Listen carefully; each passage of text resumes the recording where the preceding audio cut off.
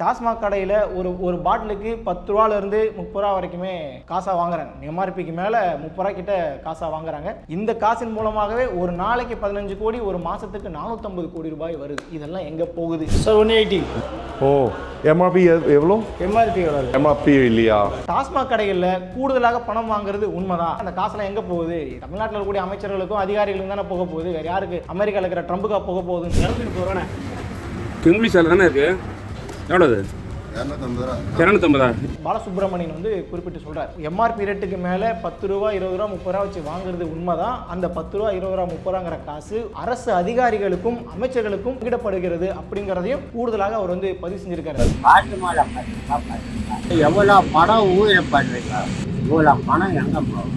ஈடிக்கு எதிராக தமிழக டாஸ்மாக் சார்பாக தொடரப்பட்ட மனுக்கள் வழக்குகள் எல்லாம் கூட தள்ளுபடி செய்யப்பட்டிருக்கிறது. சட்டத்துக்கு உட்பட்டு எந்த நடவடிக்கை வேணாலும் எடுக்கலாங்கிற அனுமதியையும் நீதிமன்றம் கொடுத்திருக்கிறது. நாங்கள் கஷ்டப்பட்டு நாங்கள் சம்பாதிச்சோம்னா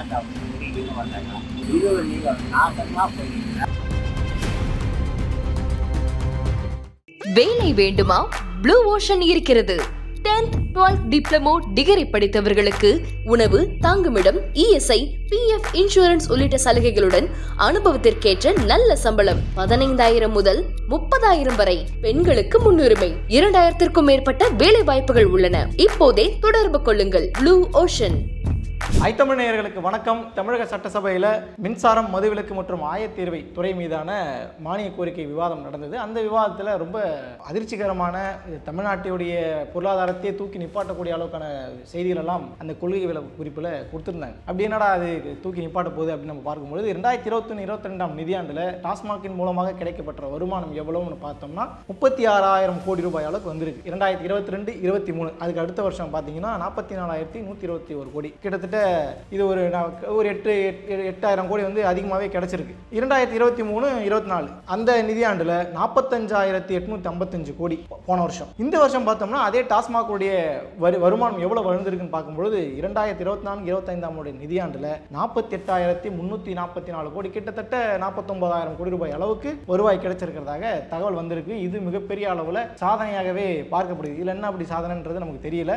ஏன்னா ஏற்கனவே 50,000 கோடிக்கு எப்படி வருவாய் உயர்த்துறதுன்னு சொல்லி மீட்டிங் எல்லாம் சமீபத்தில் நடந்து அது மிகப்பெரிய அளவில் சர்ச்சை பொருளாகவும் மாறிச்சு. அது ஒரு பக்கம் இருக்கட்டும். இருந்தாலும் 2023-24 நிதியாண்ட கணக்கு பண்ணும் பொழுது 2024-25 இந்த நிதியாண்டில் டாஸ்மாகோட வருமானம் மட்டுமே 2,489 கோடி ரூபாய் அளவுக்கு உயர்ந்திருப்பதாக சொல்லப்படுகிறது. இந்த அறிக்கையில் கொடுத்திருக்கிறாங்க. கிட்டத்தட்ட 2,500 கோடி ரூபாய் அளவுக்கு வருமானம் ஈட்டக்கூடிய அளவுக்கு இங்கே இருக்கக்கூடிய தமிழ்நாட்டில் இருக்கக்கூடிய குடிமகன்கள் ரொம்ப தெளிவாக அரசுக்கு எவ்வளவு பொருளாதாரத்தை வந்து தூக்கி நிப்பாட்ட முடியுமோ அந்த அளவுக்கு உதவி செஞ்சிருக்கிறாங்க. இங்கிட்ட 1000 கொடுத்து அதை அங்கிட்டு போய் கொடுக்கக்கூடிய வேலையெல்லாம் ரொம்ப அழகாகவே செஞ்சிருப்பதாகலாம் குற்றச்சாட்டுலாம் வைக்கப்படுகிறது. கடந்த நிதியாண்டோட கம்பேர் பண்ணும்பொழுது ஒட்டுமொத்த வருமானம் 48,344 கோடி ரூபாய் அளவுக்கு உயர்ந்திருப்பதாக தகவல் கொடுக்குது. அதே போல இதுல ஊதிய உயர்வை கேட்டிருந்தாங்க. யாருக்குன்னா டாஸ்மாக்ல வேலை செய்யக்கூடிய கிட்டத்தட்ட 21 வருஷமா டாஸ்மாக்ல வந்து ஊழியர்களாக பணி நிரந்தரம் இல்லாத ஊழியர்களாக வேலை செஞ்சுட்டு இருக்கக்கூடிய பணியாளர்களுக்கு பணி நிரந்தரம் கொடுக்கணும் அப்படிங்கிற கோரிக்கையும், அதே போல வந்து காலைமுறை ஊதியம் கொடுக்கணும், மேற்படி ஓய்வூதியம் கொடுக்கணும்னு சொல்லி பல கோரிக்கைகளை தொடர்ச்சியாகவே வச்சுட்டு இருந்தாங்க. சமீபத்தில் இந்த மாசத்தோட 4ஆம் தேதி 4/5 கூட ஒரு போராட்டம் நடந்தது. அதுல கூட இந்த கோரிக்கை வச்சிருக்காங்க. இதுல என்ன அப்படின்னா நிர்வாகமும் அதே போல பணியாளர்கள், அங்க வேலை செய்யக்கூடிய பணியாளர்களும் மது பாட்டில்களை நிர்ணயிக்கப்பட்ட அந்த எம்ஆர்பி ரேட்டுக்கு மேல வச்சு வித்துட்டு இருக்காங்கன்ற ஒரு குற்றச்சாட்டு நீண்ட காலமாகவே வைக்கப்பட்டு கொண்டிருந்தது. அந்த குற்றச்சாட்டையும் போராட்டத்தில் வந்து அந்த சம்பந்தப்பட்ட அந்த டாஸ்மாக் ஊழியர்களுடைய போராட்டத்திலையும் குறிப்பிட்டிருந்தாங்க. சரி, அவங்களுக்கு என்ன இதுல ஏதாவது நல்லது நடந்திருக்கா அப்படின்னு பார்க்கும்போது அவங்க கேட்கக்கூடிய பணி, அதாவது வேலைக்கான அந்த ஊதியம்ங்கிறது ரொம்ப அதிக தொகையாக இருந்தது. அவங்க சொல்லக்கூடிய கணக்குப்படி பார்த்தா ஊழியர்களுக்கு 30,000 40,000 50,000 இந்த ரேஞ்சில் கேட்டிருந்தாங்க. ஓய்வூதியம் தனியாக கொடுக்கணும், அதே போல் குடும்பத்துக்கு மாதந்தோறும் 5,000 நீங்கள் வந்து சிறப்பு உதவியாக கொடுக்கணும்னு சொல்லி பல விஷயங்களை குறிப்பிட்டிருந்தாங்க. ஆனால் அதெல்லாம் இதில் எதுவுமே குறிப்பிடப்படலை. ஒட்டுமொத்தமாக இந்த டாஸ்மாக் தமிழ்நாடு மாநில வாணிப கழகத்தில் எவ்வளோ பேர் வேலை செய்கிறாங்கன்னு பார்க்கும்போது 6,567 பேர் வேலை செய்கிறாங்க. அதில் 14,636 விற்பனையாளர்கள் மற்றும் 2,426 உதவி விற்பனையாளர்கள் இருக்கிறாங்க. மொத்தமாக 23,629 பேர் சில்லறை விற்பனை சொல்லி ஒட்டுமொத்தமாக வேலை செய்கிறாங்க. இப்போ இவங்களுக்கு எல்லாருக்குமே எவ்வளோ கூட இவங்க கேட்ட அளவுக்கு ஏதாவது கிடைச்சிருக்குதா அப்படின்னு நம்ம பார்த்தோம்னா அப்படிலாம் எதுவுமே கொடுக்கல. எல்லாருக்குமே 2,000 ஏற்றிருக்கிறாங்க. அவங்க ஊதியத்திலிருந்து 13,000, 14,000, 15,000 இதுதான் ஊதியமாக கொடுக்கப்படுகிறது. அந்த ஊதியத்தில் 2,000 ஏற்றிருக்கிறாங்க. எல்லாருக்குமே 2,000 ஏற்றிருக்கிறாங்க. இதுதான் அந்த பணியாளர்களுக்கு 21 வருஷமாக கோரிக்கையை வச்சு போராடிக்கிட்டு இருக்கக்கூடிய பணியாளர்களுக்கு கிடைக்கப்பட்ட ஊதியம் இவ்வளவுதான். சட்டமன்றத்தில் இது பற்றிய காரசாரமான விவாதங்கள் எல்லாம் ஒரு பக்கம் நடந்துகிட்டு இருந்தாலும் இன்னொரு பக்கம் வழக்கம் போல அதிமுக வந்து வெளிநடப்பு செஞ்சாங்க. ஏன் வெளிநடப்பு செஞ்சாங்கன்ற ஒரு கேள்வி இருக்கு. அந்த கேள்விக்கு என்ன பதில் அப்படின்னா, டாஸ்மாக் நிறுவனத்தில் ஏற்கனவே 1000 கோடி ரூபாய் அளவுக்கு ஊழல் நடந்ததாக இடி வந்து வழக்கு பதிவு செய்யப்பட்டு மிகப்பெரிய அளவில் அந்த பிரச்சனை வந்து வெடிச்சது. அதை பற்றி விவாதிக்கணும்னு சொல்லி எதிர்க்கட்சி தலைவராக இருக்கக்கூடிய எடப்பாடி பழனிசாமி கேட்க அது வந்து இவங்க பிடி கொடுக்கல அப்படிங்கிறதுனால அங்க ஒரு காரசாரமான விவாதங்கள் எல்லாம் நடந்து அவர் வெளிநடப்பு செஞ்சிட்டதாகவும் செய்திகளில் வந்து நம்மளால பார்க்க முடிகிறது. அதுல கூட அவர் வெளியில வந்து பேட்டியில் என்ன சொல்றாரு அப்படின்னா, டாஸ்மாக் கடையில் ஒரு பாட்டிலுக்கு 10 ரூபாயில இருந்து 30 ரூபா வரைக்குமே காசா வாங்குறாங்க. எம்ஆர்பிக்கு மேல 30 ரூபாய் கிட்ட காசா வாங்குறாங்க. அப்படி வாங்கக்கூடியது ஒரு நாளைக்கு 10 ரூபா நீங்க கணக்கு பண்ணா கூட 1.5 கோடி கிட்டத்தட்ட 1.5 கோடி பாட்டில்கள் வந்து ஒரு நாளைக்கு விற்பனை ஆகுதுன்னு சொல்லி அரசனுடைய அறிக்கையிலே குறிப்பிடப்படுகிறது.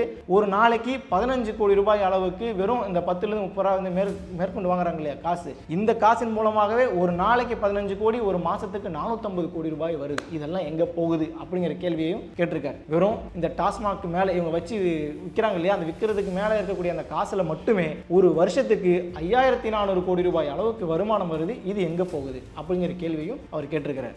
இது சம்பந்தமாக உண்மையிலேயே இதுல ஏதாவது சிக்கல் இருக்கா, பிரச்சனை இருக்கான்னு பார்க்கும்போது அமலாக்கத்துறை ஒரு பக்கம் ஈடியுடைய ரைடு ஒரு பக்கம் போயிட்டு இருந்தது. அதுல பல்வேறு குற்றச்சாட்டுகளையும் அவங்க வச்சிருந்தாங்க. முறைகேடாக விற்பனை செய்தது, பாட்டில்ல மட்டுமே அவங்க வந்து பல 100 கோடிகள் வந்து ஊழல் செய்திருப்பதெல்லாம் பல குற்றச்சாட்டுகளை வச்சாங்க. அது ஒரு பக்கம், அது பெரிய சப்ஜெக்ட், தனி டிபேட்டபிள் சப்ஜெக்ட். ஆனா இந்த விஷயத்துல சம்பந்தப்பட்டவர்கள் அவங்களுடைய பேட்டிகளை பார்க்கும்பொழுது அது குறித்த செய்திகளை நம்ம பார்க்கும்போது என்ன தெரிய வருது அப்படின்னா, டாஸ்மாக் கடைகளில் கூடுதலாக பணம் வாங்குறது உண்மைதான். அந்த காசெல்லாம் எங்க பேட்டியாளர்கிட்ட பேசுறாங்க, அந்த காசெல்லாம் எங்க போகுது? தமிழ்நாட்டில் இருக்கக்கூடிய அமைச்சர்களுக்கும் அதிகாரிகளுக்கும் தானே போக போகுது, வேற யாருக்கு அமெரிக்காவில் இருக்கிற ட்ரம்புக்கா போக போகுதுன்னு சொல்லி டாஸ்மாக் பணியாளர் சங்கத்தினுடைய சிறப்பு தலைவராக இருக்கக்கூடிய பாலசுப்ரமணியன் வந்து குறிப்பிட்டு சொல்றாரு. அப்ப இங்க எம்ஆர்பி ரேட்டுக்கு மேல 10 ரூபாய், 20 ரூபாய், 30 ரூபாய் வச்சு வாங்குறது உண்மைதான். அந்த 10 ரூபாய், 20 ரூபாய், 30 ரூபாங்கிற காசு பெரிய தொகையாக அரசு அதிகாரிகளுக்கும் அமைச்சர்களுக்கும் பங்கிடப்படுகிறது அப்படிங்கிறதையும் கூடுதலாக அவர் வந்து பதிவு செஞ்சிருக்காரு. அப்ப ஊழல்ல தான் இந்த அமைச்சர்களும் அரசு அதிகாரிகளும் டாஸ்மாக் உடைய நிர்வாகத்தில் இயங்கிட்டு இருக்காங்கன்றதுக்கு உதாரணமாக பாலசுப்ரமணியனுடைய பேட்டியே